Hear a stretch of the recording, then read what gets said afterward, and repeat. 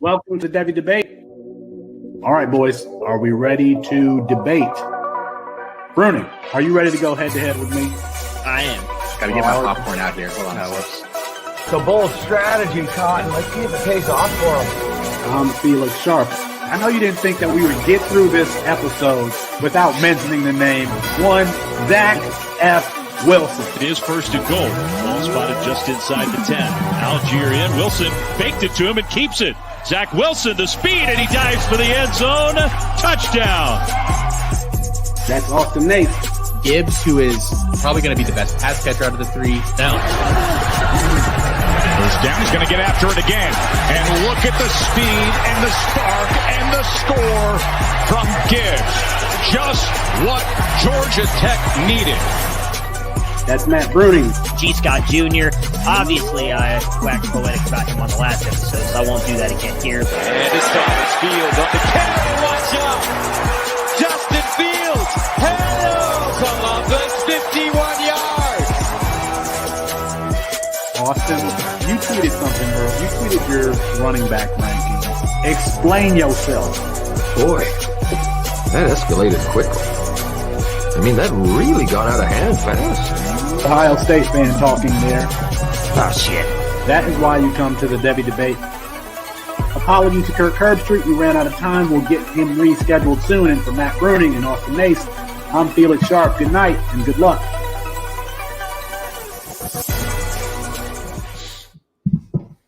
It's 9:30 Eastern time, the time zone with the bluest skies. That means it's time for the Devy Debate, brought to you by CampusToCanton.com.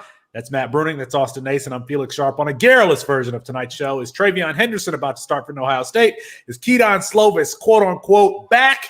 And what are the simps saying about Carson Strong? But we start with a look back at week one. Austin and Matt, I need to know, which teams and players do you trust after week one? We had DJ Uiagalelei. He couldn't find an open receiver and didn't have time to throw. Some in Norman are saying that Caleb Williams should start for Spencer Rattler. Eric Gray accounted for just 21 yards from scrimmage on 10 touches for Oklahoma. Jaleel Billingsley, absolutely absent from the Alabama game plan. C.J. Stroud, largely inaccurate, and then when he was accurate, he threw the ball at or behind the line of scrimmage. Matt, Austin, who can we trust? I already had severe trust issues this weekend. Didn't help at all with that. I think, when all else fails, I will just keep continuing to go back to the Bijan Robinson well. Bijan Robinson is my hero. I love him so much. One of the first times I was actually allowed to talk on this show, I talked about Bijan Robinson, how he was my top running back in all of college, and he had like 5 carries to his name. And lo and behold, he is the best running back in college. This past week, 20 carries, 103 yards and a touchdown, and then another 4 catches, 73 yards and a touch through the air. He came on down the stretch last season. New head coach said, I am going to get Bijan Robinson involved, and he was not kidding. They got him involved. They split him out wide. They looked at him early and often in the passing game. They wanted to get the ball in his hands. By halftime, he had as many touches as he had in any game last season. If this continues, I mean, he's going to put up a great season. Texas will probably be a pretty solid team. And do we start worrying about him sitting out next year? But that's a different topic for a different day. Yeah, I don't think we've seen the ceiling for that Texas offense yet. They take on Arkansas this week. They have not fired on all cylinders yet. Troy O'Meara was not playing in that game, out with the injury, but you can tell that offense is going to revolve around Bijan, as it should. Matt Bruning, who do you trust after week one? I'm going to go a little off the radar here. I'm going to go Victor Tucker, wide receiver for Charlotte. I mentioned him earlier in some articles for CampusToCanton.com. And I was a little bit worried, obviously, with Charlotte. Wasn't sure if he was actually going to produce the way I thought he would, which would be a top CFF producer. But with the way that he was targeted by Chris Reynolds this week and him going off for 23.1 points, playing the best defense on their schedule in Duke, I think he's going to be a top college producer this year. So I do trust him. And Chris Reynolds looked really good. Austin, you were talking about him on the Campus to Canton pod, Campus Life on Monday or Tuesday with Colin. about how good he looked. I think that offense is going to be really good for CFF side of things, and I'm all in on Victor Tucker. I think he looked really good in that game, and he's going to be probably a top 15 option that I think you were getting in like late 30 rounds, 40 rounds in your C2C drafts. Yeah. What, 8 for 133, and I said on the show I think he finds the end zone this week and has another huge week. Victor Tucker. Yeah. Speaking of G5 receivers, Jalen Cropper, I think, proved a little something this weekend. Yeah. Not a enormous statistical day, but 7 catches, 49 yards, and a touchdown against Oregon. A tough matchup. Probably the toughest one that Fresno State has in their schedule this week. And that proof that he can do it against the big boys, I think bodes very well for his draft stock moving forward. I've said all along, I think he can get day 2 draft capital when all is said and done. He was listed at like 165 last season. He bulked up, gained over 10 pounds. He's getting closer to that acceptable range of weight. I think, another year here where he continues to improve and impress. They get into that soft Mountain West defensive schedule. I trust Jalen Cropper and really that whole Fresno offense now on a weekly basis. Jalen Cropper was actually one of my biggest risers in my rankings. I think he's in my top 20 now. He after that first game against UConn and then how he played against Oregon, he's absolutely going to be a factor come 2023 if he decides to come out then. Matt, who you got next? So I'm going to go with Michael Pratt. He's a guy that a couple of us at Campus to Canton have been talking about for a while now. Felix, you mentioned him back in November. I was talking about him in December. Kevin Coleman at Du Bois mentioned him in an article he did this past offseason. He had a really good game against Oklahoma. He brought that team back. 27 for 44, 61% completion for 296 yards and 3 touchdowns through the air. Had 2 really good throws, 2.2 big-time throws according to PFF as well. Looked really good in that game, and let's be honest, that's probably the best defense he's going to play all season long, and he did that against Oklahoma. I think he is in for a huge season CFF-wise. Felix, you talked about it back in November in a tweet you put out. He's got the intangibles to be a possible NFL quarterback. He just needs to be consistent, work on his footwork. You also mentioned it when you were watching that game Saturday. His footwork looked a lot better. Austin, you talked about it. He looked a little bit more consistent. Michael Pratt is a guy that a lot of people were talking about, and I think we're going to continue talking about for the next 2 years. Yeah, I mean, I thought he looked okay. If I have to say that Felix was right, I guess I'll say it this time. My third guy here, Jahan Dotson, wide receiver at Penn State. And, Jarek's Magic Line doesn't love Jahan Dotson's first 2 years, but it freaking loves that third year. Last year as a true junior, put up about a 40% market share there at Penn State. This weekend, 5 catches, 102 yards, touchdown on a day when Penn State had fewer than 300 yards total offense. He put up over a third of it. The last 10 games, all of last season and in this game, he's gone over 100 yards in 6 out of 10 of them. He can return punts at a pretty high level. He gets deep or open deep consistently. I think he's a day 2 guy next year. I really, really do. And I think it'll help him early because he can contribute on special teams in a big way. So I trust Jahan Dotson, even in that shaky Penn State passing offense. I think he can still put up some really nice numbers throughout this year. And he wasn't someone who necessarily broke out early, but it looks like he's just really, really improved in the last 2 seasons. John, I agree with you there. Jahan Dotson, one of Brandon Lejeune's favorites. You guys know who I trust after week 1. You know who I trust? Me! That's who I trust. I trust me because Mayan Williams, all offseason, I tried to tell you guys that this guy was a player, that he was going to be a factor in that backfield. He leads Ohio State in carries. I went on the Devy Marketplace and sang the wrong theme song and said Mayan Williams is someone you needed to pay attention to. Jake Haener, Michael Pratt, Ja'Shawn Corbin last year was when we talked about potential breakouts. I gave them to you. Rashad White, Jamison Williams, Anthony Richardson. All players are my guys. So that's who I trust after week 1 is me. All right, let's move on to the next segment. You'd think it was the first time Felix was ever right with all that bottled up. It really is. I was about to start Energy bringing like, what about Austin Watkins, Warren Jackson? Like let's start going down the list of all the ones that he got wrong, and then No, not those. He ones. stand Not out. those ones. Yeah, not those guys. Austin, you got some housekeeping for us. I sure do. Yeah, if you guys have not tuned in yet, the guys here at campus2canton.com are doing 2 live shows every Saturday. We start off the day with the tailgate, 10 a.m. to noon, get you set for all of college football's games. The first hour, more CFF focused. We do start sits, a little bit of a weekend review. We predict some of the games. So tune into that. And then the last hour there from 11 to 12 is with Alfred, Will, and Chris Moxley. They guide you through the DFS slates for the day, talk a little prize picks as well, a new group there that we are partnering with, a really cool website that basically does player props that you can combine into different combinations. Using promo code CC2C when you sign up there gets you a free year-long membership to the website. I mean, can't beat that with all the DFS content we've got. Austin, let me stop you right there. Yeah. So Prize Picks, you deposit $20. You get a match of $20. You get a free year subscription to campus2canton.com. That includes all of our rankings. That includes all of Jarek's tools. It essentially pays for itself if you go ahead and deposit $20 on Prize Picks, promo code C2C.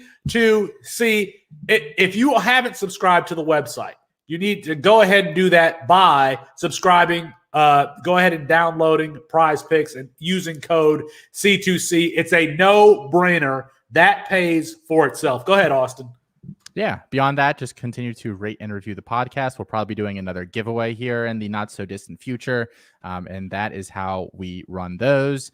And then if all those other things don't sound great to you, or maybe they do, and you want to support all of us, subscription to the website costs $2.99 a month, guys. Less than a cup of coffee. And as Felix just said, you get all of those things. So why wouldn't you? And Coast to Coast this weekend is going to go live after Michigan versus Wisconsin. We also appreciate podcast reviews for the Devy debate. So go ahead and hit our podcast reviews. And obviously, if you want to subscribe to campus2canton.com, the subscription is only $2.99 a month if you're for some reason not going to use Prize Picks. All right, boys. This is a big one for you too here, Felix. This is episode 50. So I expect you to pay out for that fancy little microphone and everything here in the near future. I never thought that we would actually make it. Congratulations to us on episode 50. Let's be self-indulgent, but let's also get to the Devy debates, boys. Are you ready for the Devy debates? Let's do it. All right.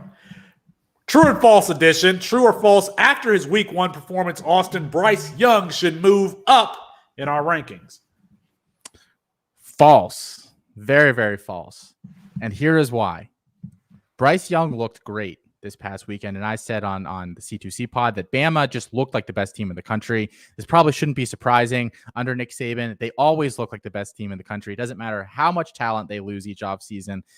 The guy that's stepping up into that position is probably just as highly rated of a recruit, has gotten all the same coaching from Nick Saban and company that the guys leading to the draft have. They step up every year. They shut everybody up. They did it week 1. Bryce Young, no different, looked like the next guy in line there. They've had 2 straight quarterbacks taken in the top half of the first round, and I'm still not moving him up. And you know why? Because I don't move players based on one game ever in Devy. If you are doing that, you are playing Devy incorrectly. So I do not do that. The top tier of 4 is so close together anyway. I don't think it necessarily matters for me. So no, I'm not moving Bryce Young, but I think if we get to game 4 or 5 and Bryce Young has seriously outperformed DJ U, at that point, I think Bryce Young would move him. It's the same argument I made with Bijan Robinson months ago when he was barely playing and you yelled at me and I was right. So you know what? I'm sticking with it. So you mean the fact that I moved Matt Corral up to like QB3 because of the Justin Fields tweet that Jarek put out was doing Devy wrong? If I was there, I would hit your knuckles with a ruler. That was bad, Matt. I apologize. I agree 100% with Austin here. I would not move Bryce Young up. I mean, let's also be honest. Yes, they went out there. They look good against Miami. Is Miami really that good? Like, I know that some people picked them to be good, but it's not like they went out there and played Georgia like DJ did. So let's see what DJ does moving forward. That defense is really good. We talked a lot about it. We thought Georgia and Clemson, even with the injuries, was going to be a really good game. That defense just looked good. DJ looked much better last year. And as Austin pointed out on the tailgate when I said they didn't really play a good defense, Notre Dame did have a pretty good defense last year. So I'm not going to move him ahead of DJU right now. Now, if that trend continues and both those players continue to play that way over the next couple weeks, Bryce Young will move up. But as of right now, he's still number 2 in that 2023 class. I think he's 5 for me overall, and he sits behind DJU. Felix, you're muted. We're 3 for 3 here. I don't think we move him. We already had him ranked 4, but I think we did confirm some things that we believed about Bryce Young is that, he was a Russell Wilson type. I think we know now that as a passer, he is on par with the other 3 in front of him, DJU, Spencer Rattler, Sam Howell. We all have them somewhere right in there. And then, things just really come easy to Bryce Young. Even when he's escaping in the pocket, he looks really effortless. He doesn't really take contact a la Russell Wilson. That's why when he's running, that's why that comp came from. So, no, I think we just confirmed some things that we already believed about him. We had Bryce Young ranked very highly in our rankings. Matt Bruning, I'll throw this to you first, since you mentioned DJ Uiagalelei after his week 1 performance. True or false, we should be moving him down in our rankings? Absolutely false. He doesn't need to go anywhere. I don't know exactly where everybody has him. I know I have him at 1. He's not moving off that spot, like I said, unless he continues to perform that way. If he continues to play that bad against ACC defenses, yes, he's getting moved down my ranks. I'm not going to move him out of top 10, but he will move down. Right now, he stays firmly in the number 1 spot. I saw enough out of him last year to keep him up there. There's no reason to move him down after one bad game. Yeah, and it's not like he was bad. Like, when he had time to throw, he looked good. Now, obviously, how you ultimately grade a quarterback depends on how they do in imperfect situations, and he did not excel in that regard. But I thought, he still looked fine. I thought the game plan there on Clemson's part was horrible. And, apparently when I said it, I was stupid. And when Felix said it, he was a genius on Twitter during the game, where I said, Clemson doesn't need to run him. I didn't need them to, Cam Newton-esque or, Michael Vick-esque, just call his number and let him run over and over again. But they were just 3 to 5 step drop, just having him sit in the same spot in that pocket. Georgia figured that out about halfway through the first quarter. And they just blitzed the crap out of him, knowing that he was going to be 3 to 5 steps behind the line of scrimmage. They didn't want him to move. They'd obviously given him strict instructions not to move, and they were just teeing off on him all game. If Clemson had just moved him around a little bit, get him rolling out, throwing on the run, just to stymie a little bit of the pass rush, especially that little stunt that they were running on the left side of that line repeatedly, that was just torching Clemson all night. I think that he would have fared better. So I think a lot of the blame for this performance falls on his shoulders, but I think a lot of it falls on the offensive game plan and the coordinator there, who did nothing to help him and adjust as that game went on. A kid who still is only in his 3rd start. I mean, we act like he played a bunch his freshman year. He played 2 games. I would put blame on the offensive coordinator, and here's why. That Georgia team was playing tight man-to-man defense, and they did not game plan to scheme wide receivers open, running pick plays, running them in bunch formations, preventing them from pressing. And we have seen this before with Georgia. Baker Mayfield's senior season in that playoff game, or the bowl game before Baker Mayfield went to the NFL draft. Early in that game, Georgia was pressing, and CeeDee Lamb and company could not get open, and he had a terrible game because his wide receivers could not get separation. It's the same thing that we saw in this game. It's something that Mike McCarthy in his time at Green Bay was criticized for, is that he would have his wide receivers all run routes independently, and they wouldn't run rub routes off of each other. You wouldn't do bunch formations to get wide receivers open. This really isn't complicated. When your cornerback, when your defense is pressing, you need to bring in wide receivers into minus formations, put them together. You need to run pick plays. You need to run mesh, and you need to run your quarterback. And Clemson didn't really do that. All of that being said, I'm not moving DJ Uiagalelei anywhere. We saw his talent last year versus Boston College versus Notre Dame. That Notre Dame defense was really, really good, and he was poised on the road at Notre Dame. So I'm not moving DJ Uiagalelei anywhere. He is an elite arm talent on the level of like Jamarcus Russell, but he has a head on his shoulders that's better than Jamarcus Russell. All right. Where are we at here? True or false? We're going to stick with the quarterback theme here, Austin. After his week 1 performance, should faith be restored in Keaton Slovis? He goes 24 for 36 for 256 yards, 2 touchdowns against the San Jose State team that many was predicting to potentially have an upset in this game. I'm assuming that you decided to put this question on here and toss it to me first because I said that I did not get a chance to watch the USC game this weekend. I'm assuming that is why you did that, you smartass. No, that's not why I did that. I didn't see it. I didn't see it either. Matt, I have no idea. Listen, I have no idea. Matt, did you watch it? I have not. I did not watch the entire game. I just went back and watched the highlights of it. But I've said it on Twitter. A good friend of the show, Kane Fassell. I see Ray commenting as well. They both never really gave up on Keaton Slovis. I have, so I'll continue to say the same thing. It's only one game. I mean, they did have, I think, the 26th rated pass defense last year, so it wasn't like he played a bad team. He did go up against a good secondary. If Slovis continues to play this way the rest of the season, I will have to admit I'm wrong. But much like DJU and Bryce Young, even CJ Stroud, it's one game. I'm not going to take too much away from him right now. He looked much better than I thought he would. He's definitely throwing the ball down the field better, was moving around in the pocket better, so I will give him props on that. But I'm not going to shoot him all the way back up my board where he was to begin the season last year because I want to see more of that. And I haven't gotten the chance to watch the game. I intended to watch it before our show today, but I was quite frankly writing my parting shot. But I tell you what I am going to be looking for, Matt, is something you mentioned, and that's Keaton Slovis throwing the ball down the field and making plays, being a playmaker. If I can see that, that's something that we don't see from Mike Leach's system often. We see them showing, doing a fast dink and dunk offense, and I want to see a little more aggression from Keaton Slovis. And if I see that, maybe we'll move him up. All right, Matt Bruning, I'm going to go. You know what? I'm going to take this myself first. True or false that Anthony Richardson will lead all quarterbacks in rushing in 2021? I actually think that is true. I think that is true. I think that we see Anthony Richardson take the starting job from Emory Jones because he is such a dominant playmaker. I think he already has 160 yards rushing this season. And I'm only saying quarterbacks leading the country in rushing from the quarterback position. He probably would compete with Adrian Martinez in that category.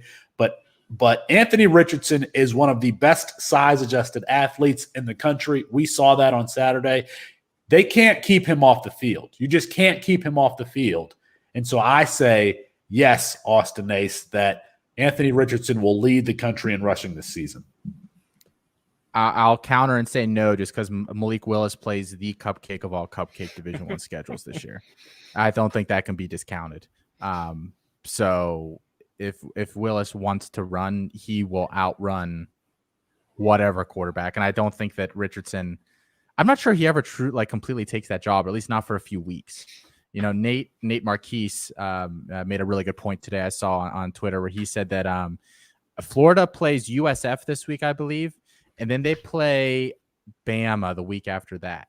And it would be kind of suicide on their part with Richardson to toss him out there next, or, this week against USF, name him the starter and let Bama be his second game. You're better off narrative and confidence wise if you just let, kind of split them maybe like you did week 1, week 2. You let Emory Jones do whatever and get beat up and look like crap against Bama, and then you name Richardson the starter week 4. I think that probably works out better for all parties involved. And so that split of that timeshare also will affect, his rushing stats by the end of the year. I'll say no, too, although I believe he is leading right now just over Felix mentioned Adrian Martinez, who's probably the next best guy, but KJ Jefferson in Arkansas runs a lot. I don't know outside of Burks that they have. What's his name? Actually played pretty good there. Now his name just jumped out of my head. I think KJ Jefferson could be up there. And the freshman from Toledo, Daquan Finn, he's got over 80 rushing yards in one game. Toledo doesn't really have a very tough schedule outside of Notre Dame. If they run him a little bit, I could see it. I actually don't think Malik Willis is going to run that much this year. I think Malik Willis is very much going to try and do everything he can passing-wise to boost that NFL stock. So I don't think Willis will be up there. Yeah, I agree with you, which is why I'm picking Richardson, because I think that Willis is going to try to show his prowess as a passer this season and run less. And quite frankly, with their schedule, he can play any type of football that he wants to, Austin. So that's one of the I considered Willis, but I don't think that we're going to see him as active in the running game as we saw him last year. Well, I think that's my biggest fear with Richardson, though, is if he doesn't get benched for Emory Jones. I know he went off, obviously, in this game the past weekend, was 160 rushing yards. But if they continue to throw Emory Jones out there, I think those guys below him will start to pass it because they're actually starting every single week. So that's why I guess take the field. Makes sense. We're going to go back to you, Matt Bruning. Speaking of rushing, do you see Travion Henderson becoming the lead back for Ohio State after week one, as soon as week two? No, it's still going to be Mayan Williams. I mean, he did not have a bad game there. Oh. And yeah, whatever. Anyway, so with you're welcome. You know what? You're welcome. I don't give you enough love on this show. You're welcome, Felix. You made a correct call. Good job.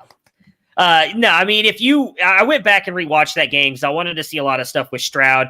And if you saw some of the holes that offensive line was opening up, I mean, I realistically think I could average like 1.5 yards a carry, and I'm not the greatest athlete. Those guys saw me in Canton. I'm a little bitty guy. So I really think that Mayan Williams is going to continue that for now. Travion Henderson, as I've said before, I think will start to take over as the season goes on. I don't think they're going to trust him against that Oregon defense this week. I think it's going to be Mayan Williams and then the sprinkle in of Henderson because of just how explosive he is. They can put him anywhere on the field. He's going to make plays, but it'll be Mayan in week 2.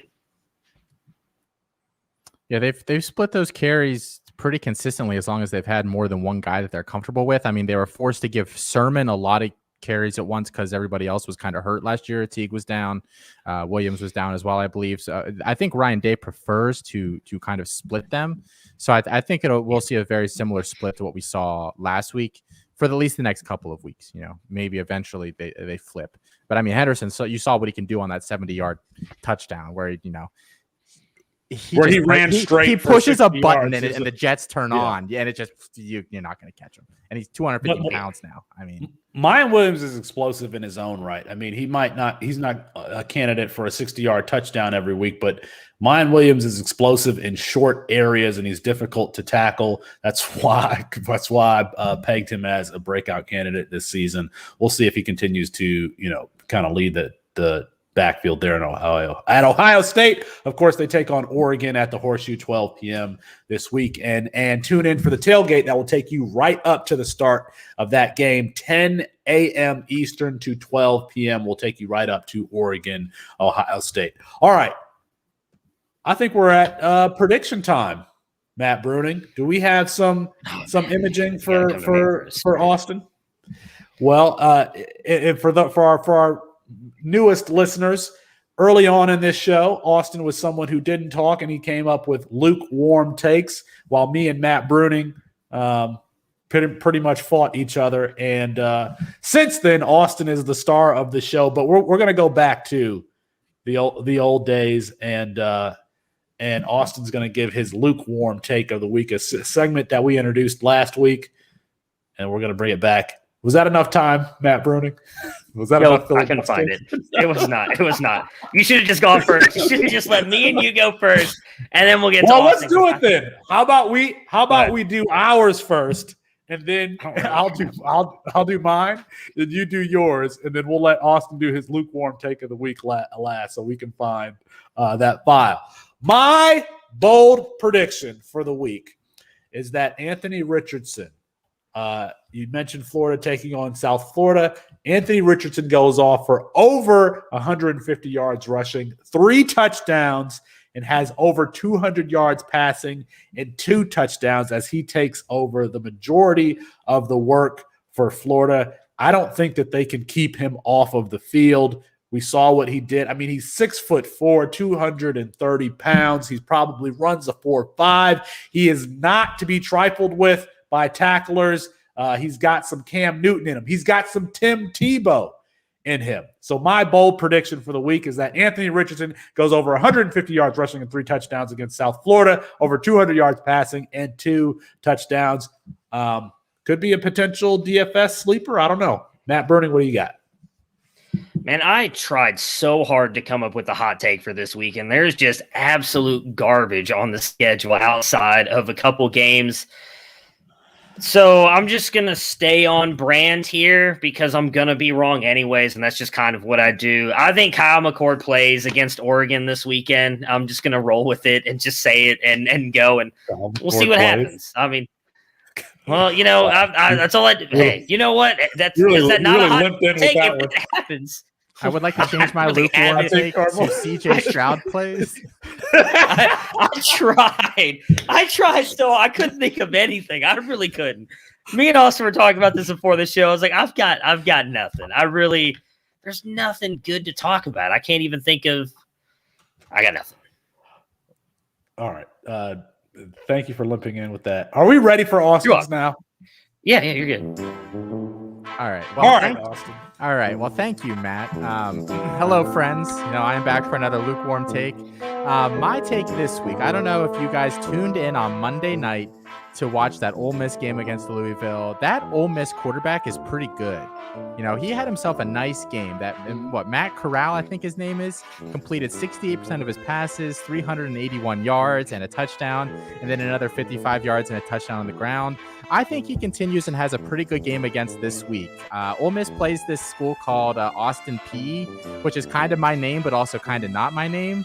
And so I think he's going to do really good against that school. I think, maybe he has another big week. So you're saying the best quarterback of week 1 is going to go back out and have a big week. That's your thought process. Matt Corral's going to have a good week. Oh, was he the best quarterback week 1? Oh, okay. Heisman. Well, no, I did hear CJ Stroud was a Heisman front runner, but I would say Matt Corral is the Heisman front runner. And yeah, you're right. He's going to go out there and the Lucas of lukewarm takes. Which.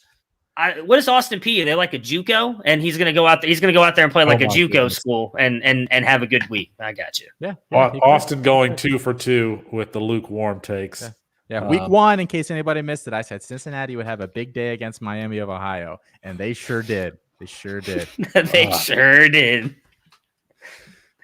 All right. That is Chris Moxley here, or is he not? No, everything right. Here.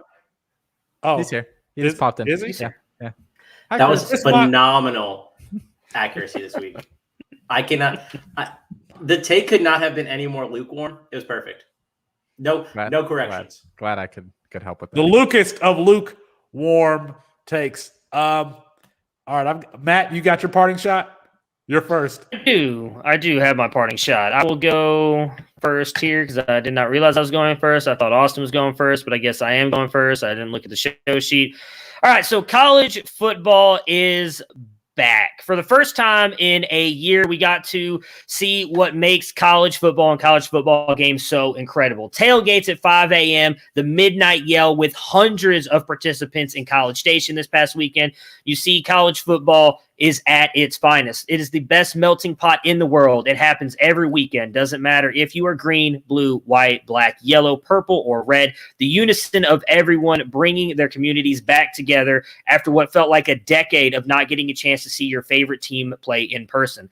We've all bled, shed tears, felt pain of defeat, and the ecstasy of victory for our teams, and it means so much more when you are surrounded by thousands of your brothers and sisters. This weekend, we got to see how incredible Enter the Sandman can be to opposing teams, how an entire stadium can shake a state during the jump around, an entire stadium coming alive during the chop. The tradition, the atmosphere, the love, and most importantly, the fans are back in college football. It was so beautifully illustrated at the Wisconsin-Penn State game by Gus Johnson and Joel Klatt when they just sat back and let that stadium take over. It was a breathtaking experience, and I can't imagine what it was like to be there. This weekend, I can't wait to see those great traditions continuing, coming down to dotting the I. We are running down the hill and touching Howard's Rock, homecoming, and the Gator Chomp. It is so great to have college football back in our lives. College football has finally returned, as Matt said, which means marching bands, turnover chains, and live animals on the sideline, which, a total side note, we got like 5 years left of that practice before that's over, but I digress. It also brings with it the dreaded targeting rule. And these rules are a little different than their NFL counterparts, so here is what the NCAA rulebook has to say on targeting. Targeting means that a player takes aim at an opponent for purposes of attacking with forcible contact that goes beyond making a legal tackle or a legal block or playing the ball. Some indicators of targeting include, but are not limited to, the launch, a player leaving their feet to attack an opponent by an upward and forward thrust of the body to make forceful contact in the head or neck area. A crouch followed by an upward and forward thrust to attack with forcible contact at the head or neck area, leading with the helmet, shoulder, forearm, fist, hand, or elbow, or lowering the head before attacking by initiating forcible contact with the crown of the helmet. While these rules are just dripping with subjectivity, that's not actually my issue with the targeting rules at all. It's the subjectivity combined with the ejection that is a total game changer. Consider that Ole Miss Louisville game that I jokingly mentioned earlier that saw 4 players ejected in the first half for offenses that ranged from obvious to just downright confusing. We also saw ejections and close calls across a slew of other games this weekend, which ultimately slows gameplay and benefits virtually nobody. So here is my unsolicited solution, NCAA, for those of you that are listening. No more same-day ejections. Instead, let's put together a panel that reviews all targeting calls during the week, and if a hit is especially egregious, it could still deserve that suspension. But that catch-all for blows to the head needs to stop. We'll forgive you if you didn't stay awake for Nevada's 22-17 win over Cal this past weekend, which ended well after 1 a.m. Eastern time. If you missed it, junior quarterback Carson Strong had just a decent day by his own lofty standards, 22 for 39 for 312 yards and 2 touchdowns to 1 pick in Nevada's win over a Power 5 team. But if you pay attention to Devy Twitter, the narrative surrounding Strong isn't that he led his G5 school to a win on the road against a Power 5 opponent. It isn't that Strong continues to show exponential development, demonstrating an ability to throw receivers open deep and down the sideline and in stride, often throwing the receiver open. It isn't his quick processing or live arm. No, the focus is generally on Strong's feet.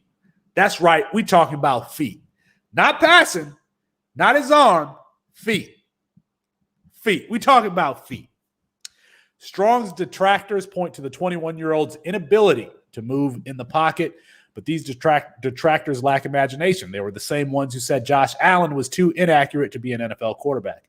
They're the same ones who said Kyler Murray was too small or that Deshaun Watson had a weak arm. They're the same ones who said Lamar Jackson should be playing wide receiver. The thing about the evaluation community is that the focus is too much on what a player can't do as opposed to what he can. Carson Strong has a lot of pluses to his game, period. First-round arm talent, first-round vertical accuracy, decision-making, plus frame. Furthermore, we underestimate a player's ability to improve and or compensate for perceived or actual weaknesses. Kyler Murray wasn't going to be able to throw over the middle due to his height. Ryan Tannehill was just a wide receiver. Justin Herbert was too raw.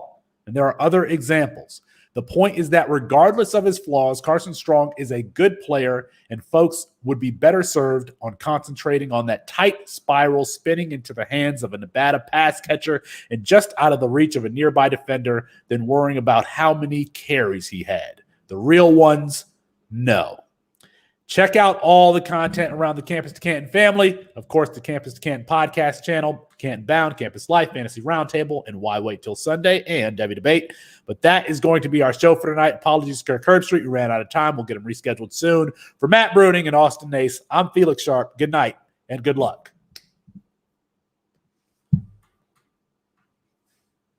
Rex Ryan just joined the chat. Yeah, that got me. I started laughing. I'm glad I didn't see that. I'm glad I didn't see that. I thought that the show sheet was like long. I didn't realize that we only had a 40-minute show, but whatever. Well, you cut us short on the one thing. We only did like 2 people each. I think we both put in like 4 or 5. Yeah. I mean, I was just kind of getting a feel for it, and I just felt that this is probably good enough. So good show still. I like that we're going, it's getting back to what I felt like back in November, December when we started. Great those summer shows are hard to do, man. There's like nothing to debate about. But it feels good having content. Thank you, Colin. Appreciate it. And for those who don't know, we do stick around until Austin kicks everybody off. After the show, we just kind of stick around and chat, or if there are questions out there, we'll answer them. And that's until someone did it. I don't know if they're still here, but someone did ask about if you want to talk more about your boy Carson Strong, or ask Austin what his thoughts are on Carson Strong. I know. I heard Campus Life. I just think Carson Strong is the thing that I like about quarterbacks are quarterbacks who throw the ball downfield, because touchdowns are scored in the end zone. That's where I realized, that's why I learned that they were scored. You had to get the ball in the end zone, and so you have to throw the ball downfield. And he's someone who is a really aggressive passer, and I just think that that's something that you can hang your hat on. Now, I know when you go to Pro Football Focus, I think, Austin, you cited Pro Football Focus. He's not even that accurate downfield. I don't really give a shit about what Pro Football Focus says, because when I watch him, like there was this throw that he made along the right seam, and I think it was to Elijah Cooks. He threw the ball over this defender and like only a place where Cooks could stretch and take it, and it was a touchdown. And you see that often in his game where he helps wide receivers uncover because he hits them in stride over their outside shoulder. And so they're taking those extra steps and stretching out and getting away from a defender as they're leaning to catch the ball, and they're oftentimes able to continue running. I mean, you saw it last year with Romeo Doubs, and he's got a healthy complement of receivers now. And so I just think that he's gonna continue to develop and be, I think he's a first-round quarterback. I've been saying that for I don't know how long. So I think he's a top 15 pick. So, Colin, just to fill you in here, and I'm assuming your question just relates simply to how it works behind the scenes. Any deposit for a first time, sign up with Prize Picks that uses the code C2C, if it's $20 or more, you get that year-long subscription. Prize Picks is supposed to email us daily with people that have done that to give them the subscription. Either daily or weekly. I'll double check the email to see what they said. But they are supposed to contact us with that. If they don't, if you do that and you don't hear from us for a few days, I would reach out, and you can certainly just send us the confirmation. It's a pretty cool thing. They're the only one of like the DFS college like prop things that I use, over the slew of other ones out there. It's a really fun concept.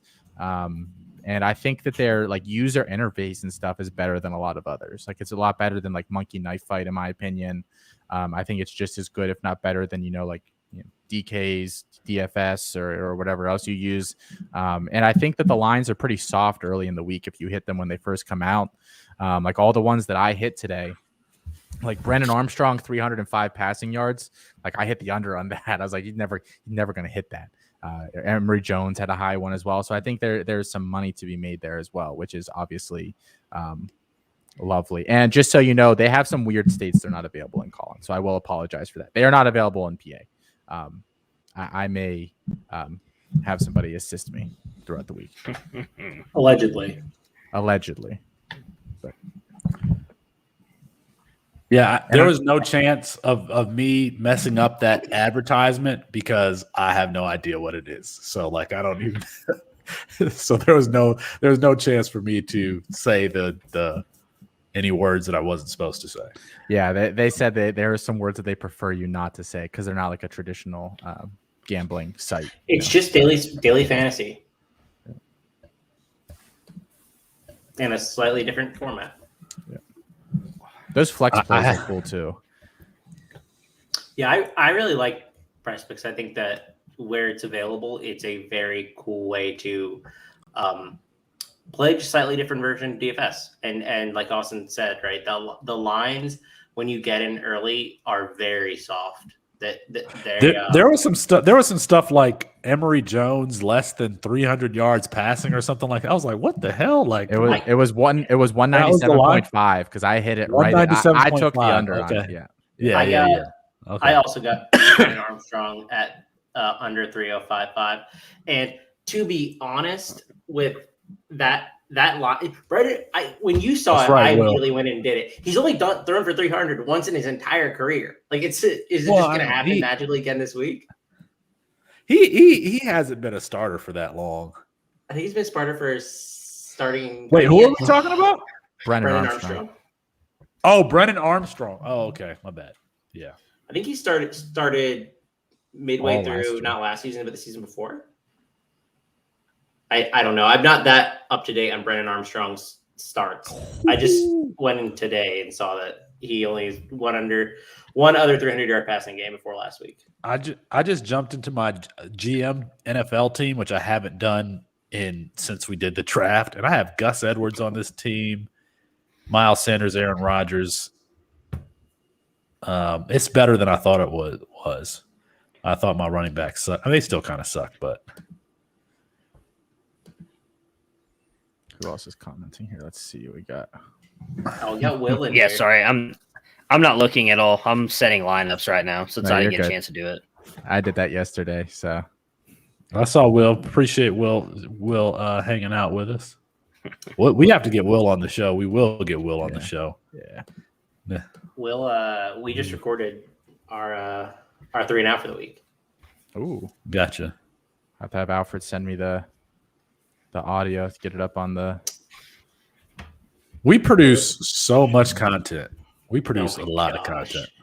Do you think we'll see more from a Guy Hall? Listen, this is how I feel about a Guy Hall. Is why are we getting excited about contested catchers? I don't understand. Now he might be someone who can separate and be Julio Jones, but no, hold on, time out. Everyone got excited about that catch that he had in the spring game, and I'm like, I'm not getting excited about any contested catches. I thought he was AJ Green. That's what I was told. I was told he was AJ Green. He's very smooth. Did you watch the quarterback play on his side of things in that game? In the spring game? Yeah. He had like the third. I mean, I watched the game. I was watching it with you. We did a show. What are you talking about? He had like the third string guy throwing to him. The guy that like every other throw was like not even fucking close. I'm saying there's no all 22 from that game to go back and see how much open he was on other plays, but I can guarantee he's very smooth. So you're saying that he's a separator. You're saying he's a separator. That's fine. It's just, but JoJo Earl has always been my number one receiver out of that Alabama crew because I know that he's a separator. I mean, he's Jalen Waddle in my opinion, and a Guy Hall is somebody who's going to use his height and athleticism to win contested catches. And I'm just like. And that, I mean, Ja'Cory Brooks is that way too. So I just don't different players. They're very different players. Hall and Brooks? Yes. Go watch their high school stuff. They're much different players. What are you talking about? Hall is much more refined already than Brooks is. Okay. In my opinion. Yeah. Earl's not that refined. He's just so fucking explosive that it doesn't matter. Yeah. Like he's not unrefined, but like he's not like, like DJ Allen in next year's class, that dude's fucking clean for a high school kid. Like insane body control. Like I don't want to comp a high school kid to Antonio Brown, but you gotta go watch. Yeah, I need you to fucking stop recruiting him, Austin. Like let's calm down. He's coming to Pitt next week. He's coming to Pitt next week for a visit. I'm gonna go for real? What? No. We're talking about the program. We're talking about the program. Oh, no, he's already committed to TCU. TCU's going to ruin him. What about Quentin Johnson? I love me. Now that's real AJ Green. I love Quentin Johnston. That's real. That's real AJ Green right there. He's my personal favorite wide receiver in that. I thought that TCU offense was going to be like really explosive. In the passing game wasn't explosive this past week. Like I thought it was going to be like start Quentin Johnson, I even started Blair Cartwright in one, and then is DJ Rogers starting? Does anybody know if DJ Rogers is starting for them? I don't know. That's a good question. I didn't look to see exactly what happened in their game. I don't even was that game televised last week? No, not that I saw. I know. I looked at the box and I live down here, and I didn't see it on TV anywhere. Yeah, I didn't see it either, unfortunately. Yeah, Felix gives me shit all week about not watching USC and then tosses the USC question to me. Well, none of us watched it. I did not. You think I did that intentionally? I did not do that intentionally at all. I'm so absent-minded. Like when I'm just writing down, just going through things. What if you put that on the show sheet as far as notes? I don't think it was me. Bernie, was that you then? I didn't put it on the show sheet in the notes. I put section. I put a question about the 2022 class, not about Slovis. Or maybe I did put something about Slovis. I don't remember. I was just talking about have we completely faded the 2022 class out of everything we saw this past weekend? Gotcha. Does anybody know? Is Noah Fant? I don't even know anything about NFL football anymore. Is Noah Fant healthy?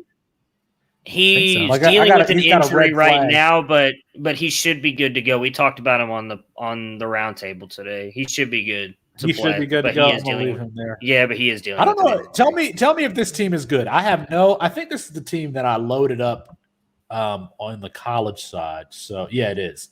So my starting lineup is Aaron Rodgers. My running backs are Gus Edwards and Miles Sanders. My wide receivers, I think, are decent. I mean, I've got Devontae Adams, Cooper Kupp, CeeDee Lamb, Deebo Samuel, and then I'm starting all wide receivers at flex. Antonio Brown, Brian Edwards. I don't have a second quarterback. That's the problem. Naheem Hines, Trey Lane. I need to start somebody else. It's probably not good. Is that team not good? Doesn't sound very good. I mean, this league is hard. It's like a lot of starters.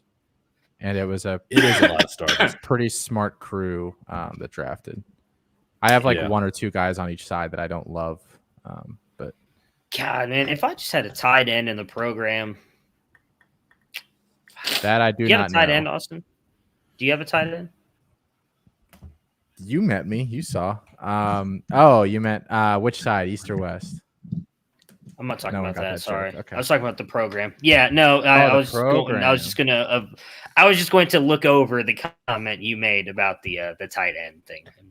College side or NFL side? College side. I need a tight end. My tight end right now is Xavier Gaines. I need somebody better. I have Weidermeyer. I know for sure. I have Gilbert. I have Elijah Arroyo.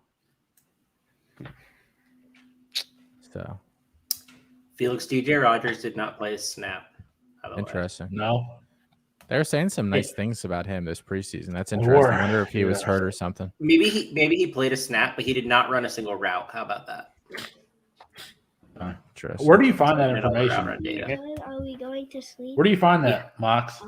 I get it from PFF. Okay. I use it for the DFS stuff a lot. So to see routes run and then what targets share looks like. So it's really good insight into having to knowing really what the pecking order is. Like today, apparently I learned that the leading receiver on Oregon in terms of routes run was Chris Hudson, who I had never heard of. So he's good. Apparently I've got him on a bunch of my CGC rosters. Yeah, so that was interesting. That was interesting. I didn't know that. Is your boy gonna go off again this week, Mox? Calvin Turner? I'm debating if I should put him in some of my lineups. Where they playing? I benched him last week. I benched him last week, and then of course he fucking goes off for 30 points. I think I have him ranked. They play Oregon State. I think. Oh, that's Saturday night. I thought it was a Friday night game. I actually have him ranked as a receiver though. I don't. What's his eligibility on Fantasy? Yeah, he's been. It's RB. Both. Yeah, it's both. It's running back, wide receiver. He's got both of them. So I have him ranked as the 47th wide receiver, like right above Isaiah Williams and right below Jameson Williams and Alec Pierce.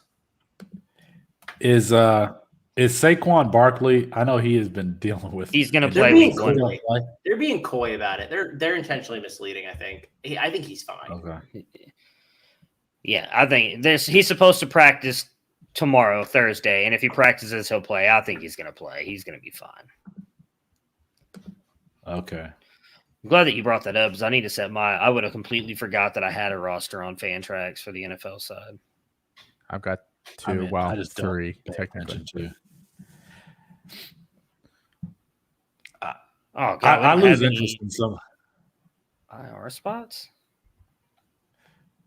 For one of those leagues, Shaq doesn't allow.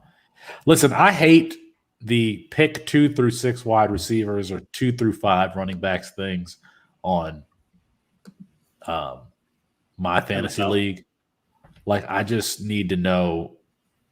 That doesn't make any sense to me. It tells you total starters at the top that you need, and then you can total starters at the top. Okay, 11. Okay, yeah, got it. That's how I do it because then I basically look at that minimum. I just know like how many, and then you can kind of fill in the gaps. Okay, that makes sense. It took me forever to realize that was there though. Got it. Okay, that's helpful. What do you guys think about Elijah Moore? Is Elijah Moore really going to is he fully healthy? Yeah, but a lot of it's going to depend on if Crowder plays or not. God, dude, I'm going to have to start Andy Dalton this week, aren't I? Because they're not going to start Justin Fields. Would you start Elijah Moore or Brandon Cooks? Cooks it is then. Elijah Moore is going to go for like a 97-yard touchdown in the first. I know, right? I know. It's versus Carolina. Carolina's defense wasn't good last year, right? Their pass defense is all right with J.C. Horn now. J.C. Horn and that linebacker missile. Brian Burns? No, the one from Jeremy Chin. Yeah, Chin, yeah. Yeah, I like Jeremy Chin. Oh, I got Brandon Cooks versus Jacksonville or – all right, that's the Devy debate league. I mean, that's going to be – what's it called? So that's the only shot you got. That's the only player they've got on Houston is Brandon Cooks. Where are we at? You said you're looking to East Side, right, Austin? I'm gonna go look at your team real quick. Yeah. Like I said, I will happily overpay by a little bit. Potts, Tucker, or Brandon Thomas. I think Thomas. Then, well, it depends on how bad you need a receiver. I know some teams can, I'd still go Thomas because you're going to get more years out of him, though. Victor Tucker, like as good as he's going to be, I bet you can find another wide receiver on the waiver wire. I was just looking at a bunch of different wide receivers everywhere in a bunch of my leagues because I was debating on picking some up. That's definitely. I mean, Brandon Thomas is probably going to be the starter for Memphis for a couple of years now, right? More than likely, he needs an RB. Yeah. So yeah, Brandon Thomas. Yeah. Potts is the kind of guy, like I had him stashed in like 2 or 3 leagues maybe, and I'm actually probably going to try to trade him. I actually have him as well in a couple leagues. Potts, and I will not he will not be on my team in like 2 weeks. Why do you not like this kid who you've never seen play before? He's just that I don't think he's not like the replica of Ibrahim. Like I just not sure. Like, did you watch that game last week? Like they put him in there, and Ibrahim is literally just north south. Like they give him the ball. Potts is like danced around in the backfield, like try to bounce it. Right. Like, I don't. That's not what that team is built to player. do. They used him in the slot. They threw him they threw the ball to him last year. He could potentially have the same value in a different way though. If they use him in the passing game. But the reason that the Minnesota running back has value is because they can hand it off like 40 times a game. They give him 30 times. Yeah. Like it's not that I even like Potts. I think Potts would actually be an interesting player on a different team and maybe have more value. I just don't think he cannot run inside. Like, I just don't think he can. Like, he has terrible vision. Like last season I was watching he was efficient last season. I was watching some of his carries and I was like, man, this dude just runs the back of his alignment all the time. He just bounces everything outside, which is fine. I mean, I think he's a player who can get separation against. I think Kane said it, right? Like, he gets separation as a mismatch against linebackers, but like, man, like I just don't think he's a good fit for Minnesota's system. So like, I just Cornell Powell was cut from the Chiefs. Why were people on Cornell Powell? Like, where? Because he had that. Because he had the one. Because he looked good against Ohio State, even though every wide receiver looked good against Ohio State last year. That's why. How do we become Cornell Powell stands as a fantasy community? That's just he went to the Chiefs. He went to the Chiefs. Like, he's so stupid. That's what happens, unproductive man. for like 4 years with nobody, with really not much target competition. People could say, "Oh, T. Higgins was there." Well, Cornell Powell could have done something if he wanted to, and he was good. I don't dislike Cornell Powell. I'm sure he's a really nice guy too. You know how it is in the offseason. One player does something and then everybody falls in love with them. And then once 2 people say it, 4 people, then 8, 16, 32, 64. I saw him ranked top 10 and I saw him ranked pretty much 10 after that, 128. Like, that's crazy to me. Yeah. But Austin, I'm not seeing. I don't know what to do here, man. I'm trying to figure something out. What's up? To make that East trade. Side? There's a player I want, but man, you've got a couple of good players on here. I mean, I'm not opposed to moving a different player. You want JSN? You want Egbuka? Egbuka's on that team. I know. I saw Egbuka's on there. It was him and Pratt were the only 2 that stood out. I mean, I like Cole Turner, but I don't know if I want to trade. I just realized I have Drew Brees on the team.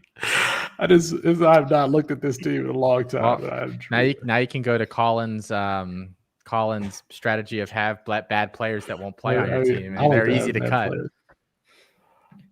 Still the funniest thing that he's ever said on that show by like a long shot. I know that's not what he meant, but it was just so fucking funny. Who do you want? Do you want Lockett or Woods? Because I mean, that's really it.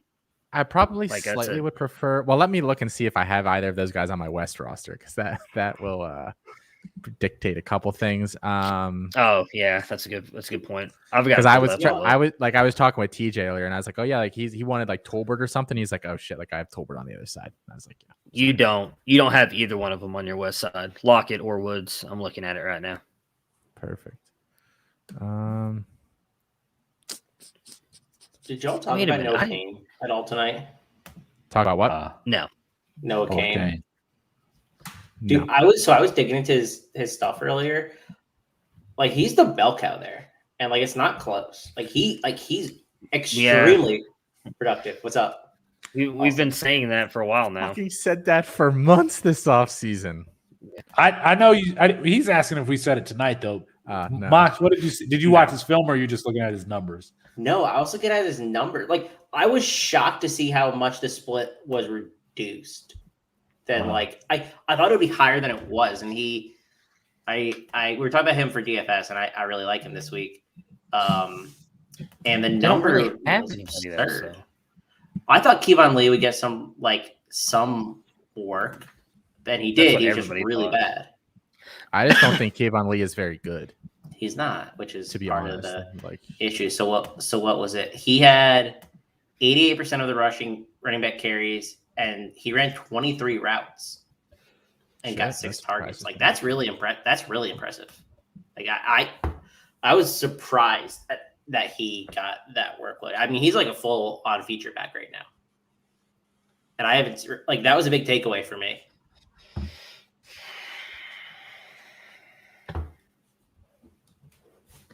So what do you think? What do you want to do? Irvin.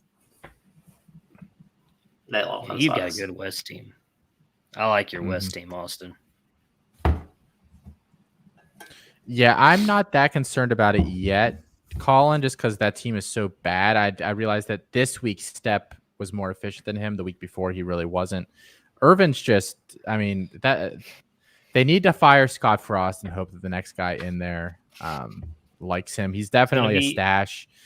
We never even Alfred and I, who were tooting, were the leaders of that hype train all off season. But he was never a 2021 play. He was always a 2022 and beyond. So I mean, maybe it's concerning if he gets benched and we never hear from him again. But it doesn't bother me too much.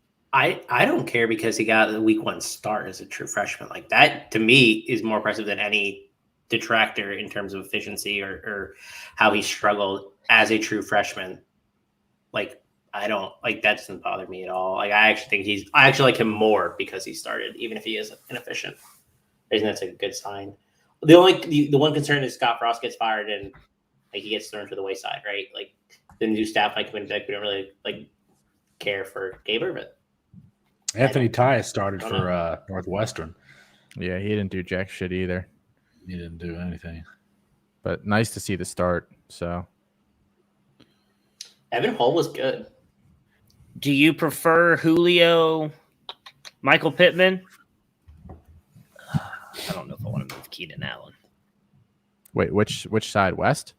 West. Because I see you have Marvin Harrison Jr. on your West College side. My only problem with acquiring on the West is that team can't compete this year at all. So Julio would not be an option. So about Michael Pittman? Do you like him more? Pittman. No, I don't like Keenan Allen. I do like Keenan Allen. I don't have a second quarterback in that league, really. Like I have Mahomes and then I have Fitzmagic because I traded out of the 2-3 the 2-3 turn. I traded out one of those picks. Mine's fucking Daniel Jones. The rest of that team is pretty good on the West. Like Boyd, Pitts, Sutton, Moore, Godwin. I don't have a second running back either. I have Devin Singletary. This team is so bad. I haven't been paying attention to my NFL teams. I have a team with Myles Gaskin is good, right? Is he starting for? Yeah, he'll be a starting running back. Yeah. I mean, I got a team. It's really those. It's those three, I guess, for the East side. Then, if you want to do it East, let me know. I'd do it for any three of them. I'm not opposed to any of them. All right, let's talk East then. We'll get that trade done tomorrow and move on. Yeah, West is a tough one. Like I loaded up the college side on that one because I could. Yeah, that was the one where you ended up with a bunch of picks in the first couple rounds, right? Yeah. Well, my West squad was the second highest scoring team in the whole league this past week. Second only to Alfred's East team, which had